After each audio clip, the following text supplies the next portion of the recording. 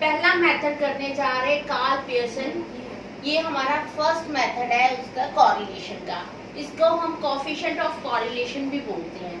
अब हमारे पास क्या है, दो वैल्यूज गिवन है x और y की। ये हमारे पास x की सारी वैल्यूज गिवन है, ये हमारे पास y की वैल्यूज गिवन है। अब सबसे पहले हमारे पास जो फॉर्मूला आता है, आपका फॉर्मूला ये आ जाता है। फॉर्मूला जो है आपका कार्ल पियर्सन का फॉर्मूला क्या है, n summation dx dy minus summation dx summation dy upon square root में n समीशन dx की स्क्वायर माइनस समीशन dx की होल स्क्वायर, इसी तरह y का। इस फॉर्मूले को देखने में बहुत लंबा लग रहा है, लेकिन इसको लर्न करना ज्यादा डिफिकल्ट नहीं है। जैसे आपने जो n है वो आपने तीनों में लिखना है, यानी ऊपर भी लिखना है, दोनों स्क्वायर रूट में भी आपने n की वैल्यूज लिखनी है। अब नीचे से स्टार्ट करते हैं। यहाँ पे आपने क्या लिखना है, समीशन dx की स्क्वायर है माइनस, अब इसको ब्रैकेट में लिख देना और ये स्क्वायर कहाँ जाएगा, बाहर चला जाएगा। दूसरी साइड आपने सेम लिखना है, बस आपने क्या लिखना है, x की जगह आपने क्या लिख देना, y लिख देना है। तो नीचे वाला इस तरह से लर्न हो जाएगा। इधर आपने क्या करना है, समीशन dx करना है dy साथ में, और उधर इन दोनों को क्या कर देना, आपने सेपरेट कर देना है। समीशन dx और समीशन dy आपने क्या लिख देना है, इसको सेपरेट सेपरेट लिख देना है।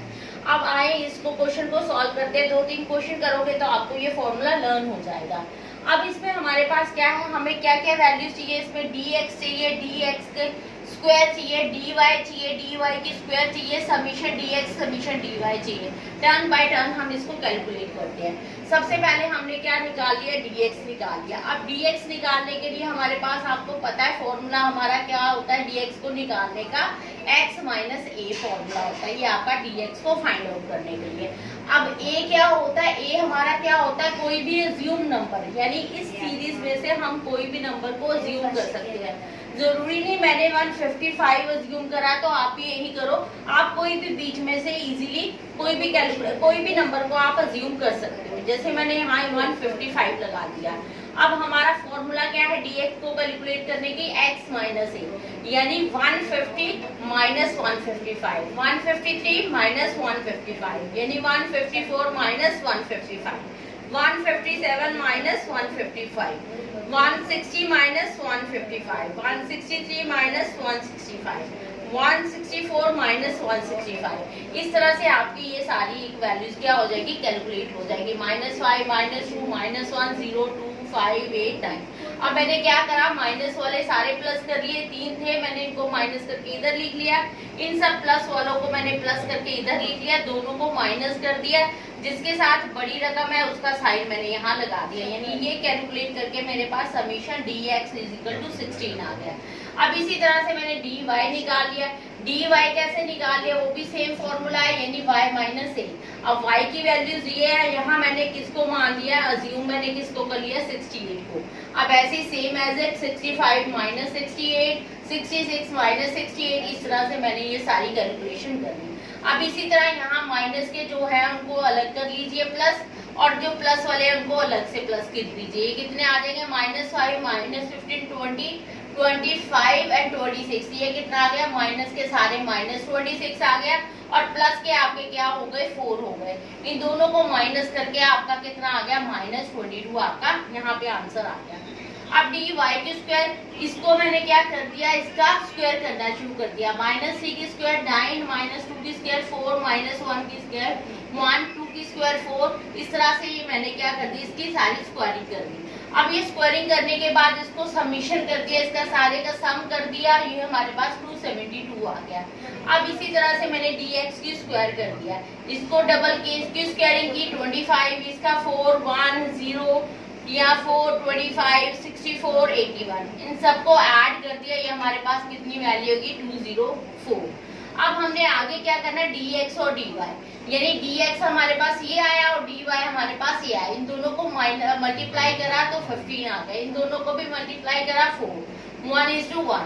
इसी तरह मैंने इन सबको भी क्या कर दिया, प्लस कर मल्टीप्लाई करने के बाद मैंने सबका क्या कर दिया, सम कर दिया। सम हमारे पास क्या आ गया, -84। अब इस फॉर्मूले में हमने क्या करना है, वैल्यू भरनी है। अब n हमारा क्या है, नंबर ऑफ टर्म्स 1 2 3 4 5 6 7 8। अब हमारे पास n की वैल्यू क्या है, 8 मल्टीप्लाई समीशन dx और dy की वैल्यू हमारे पास कितनी है, -84। माइनस ये समीशन dx और समीशन dy, यानी समीशन dx की वैल्यू हमारी क्या है 16 और समीशन dy की वैल्यू हमारी क्या है मल्टीप्लाई -20। अब ऐसी ऊपर क्या है नीचे आपका क्या है n आपका क्या है 8 मल्टीप्लाई समीशन dx स्क्वायर की वैल्यू आपकी क्या है 204 माइनस समीशन dx, यहाँ dx की स्क्वायर नहीं है, dx ब्रैकेट में उसकी स्क्वायर है, यानी dx आप क्या हो गए यहाँ पे 16 की क्या आ गई स्क्वायर। इसी तरह n आपका 8 मल्टीप्लाई dy की स्क्वायर आपकी क्या आ गई dy की स्क्वायर यहाँ पे 272 माइनस ये समीशन dy की स्क्वायर, यानी ये आपका कितना आ गया -22 की स्क्वायर। अब इसको सॉल्व कर लेते हैं। ये हमारे पास सॉल्व करके ये दोनों को सॉल्व करा तो ये हमारे पास -672 प्लस 352, इस सारे को सॉल्व करेंगे तो हमारे पास क्या आ जाएगा रूट में 1376, उस सारे को सॉल्व करेंगे तो हमारे पास क्या आ जाएगा 16.92। अब इन दोनों को सॉल्व करेंगे हमारे पास क्या आ जाएगा -320 अपॉन इसको करेंगे स्क्वायर रूट निकालेंगे इसका तो क्या आ जाएगा 37.09 और इधर आ जाएगा 41.30। इस सारे को अगर सॉल्व करेंगे हमारे पास वैल्यू जो आ जाएगी -0.209 वैल्यू आ जाएगी।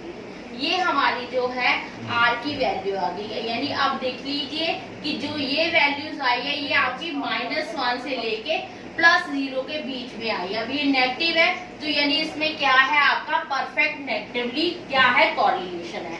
तो आपने क्या करना है किस तरह से एक क्वेश्चन सॉल्व करना है, पहले आप फॉर्मूला देख लीजिए, फॉर्मूले में जिस जिस चीज की रिक्वायरमेंट है उसी तरह इसमें क्या है वैल्यूज लगा लीजिए। वैल्यूज पुट आने के वैल्यूज निकल जाने के बाद इसमें वैल्यूज क्या कर दीजिए पुट कर दीजिए। पुट करने के बाद आपकी r की वैल्यू निकल आए। ये याद रखना है कि जो r की वैल्यू निकलेगी वो -1 से लेके +1 के बीच में आ जाएगी। अब उसमें बहुत सारे मेथड्स हैं, लेकिन अगर आप एक ही लगा के अगर सॉल्व कर लेते हो कोरिलेशन का कंपैरिजन का कोई भी अगर क्वेश्चन आता है वो एक ही फॉर्मूला से सॉल्व हो जाएगा। Thank you.